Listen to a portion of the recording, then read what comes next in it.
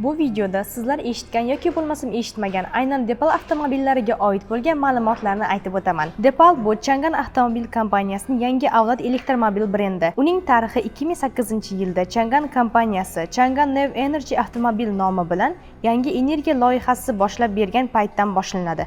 Keyinchalik bu bo'lim 2023-yilda Depal nomi ostida mustaqil brendga aylandi.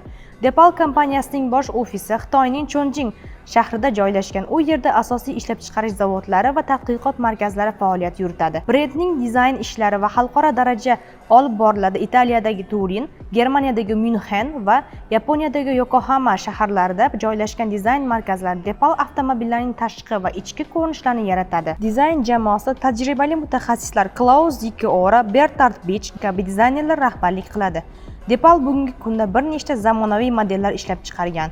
SL03 bu sport uslubidagi sedan, S07 kompakt SUV, G318 yo'l va yo'lsiz yo'llar uchun mo'ljallangan model va S09 brendning eng katta premium sinfdagi SUV avtomobili.